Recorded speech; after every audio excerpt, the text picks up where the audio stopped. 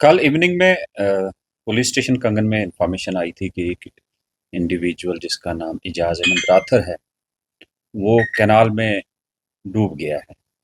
मगर police team जब मौके पे गई और वहाँ के वाक़यात जितने भी थे उसके बारे एग्ज़ामिनेशन करने के बाद और कुछ इंडिविजुअल्स जो कि विटनेसेस भी थे उनके साथ बात करने में पता चला कि ये सस्पिशियस मामला है और उसमें चांसेस ऑफ मर्डर लगते हैं। फिर वो सारी कड़ियाँ जोड़ते हुए पता चला कि इजाज़ अहमद राथर को उसके 2 दोस्तों ने प्री प्लान्ड तरीके से पुरानी अदावत रखते हुए स्ट्रैंगुलेट करके मारा और उसके बाद कैनाल में फेंक दिया।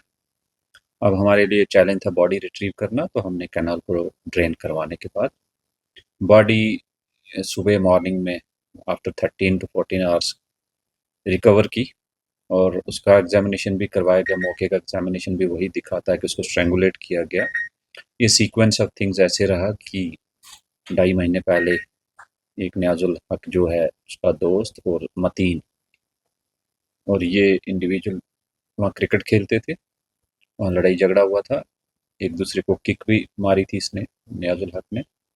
फिर वो मामला सुलझ गया, लेकिन 3 दिन पहले इन्होंने खुद ही वहाँ एक शॉप से जाके केबल खरीदी। जब हमने शॉपकीपर से पूछा तो उसने बोला कि हाँ मेरे से केबल खरीदी गई है और वहाँ कैमरास लगे हुए थे जिसमें उन दोनों का वहाँ जाना और वो करोबरेट हो रहा था। वो हमने सीज किया है डीवीआर।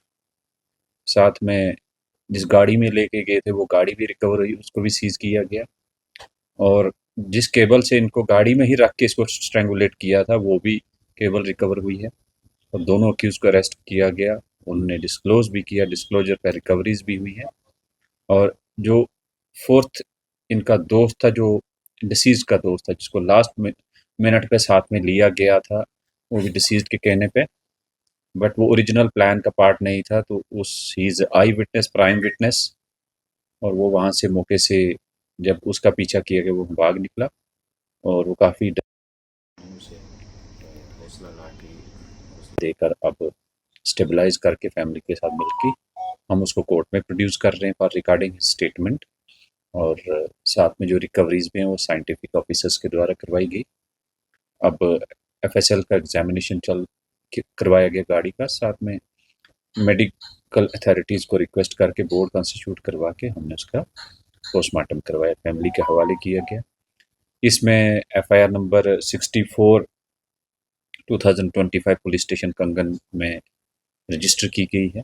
अक्यूज को अरेस्ट किया गया सो दैट फर्दर इसको डिटेल इन्वेस्टिगेशन करके कन्विक्शन की तरफ ले जाया जाए और इसमें बढ़िया सबूत है, हमारे पास एविडेंसेस हैं जो कोरोबरेट भी हो रहे हैं। फाइनल ओपिनियन के बेस पे हम इस केस को प्रोसिक्यूशन के लिए आगे भेजेंगे। दो अक्यूज्ड हैं जो कि अरेस्ट कर लिए गए हैं और उसके बाद इसके रिलेटेड जितने भी एविडेंसेस हैं उसका हम इन्वेस्टिगेशन में ऑन रिकॉर्ड ले रहे हैं। सर मुझे आइडिया है क्योंकि वहाँ ऑब्वियसली इनके घर आमने सामने हैं और रंजिश, ये जो इंसिडेंट हुआ उसके बाद उनमें गुस्सा है, गुस्सा के चलते वहाँ लेडीज़ आई थी, उनसे बातचीत की गई और समझाया कि जो इसमें नेसेसरी कार्रवाई है वो की गई है और उससे भी सख्ती से करेंगे आगे। पर विद दिस एश्योरिटी वो सारे समझ गए, उनके सामने ही कार्रवाई, हम साथ में जुड़े, तो मुझे यकीन है कि ये सारे इस बात को समझते हैं, बट आगे इनका हमें कोऑपरेशन चाहिए। That is what we requested them. Thank you.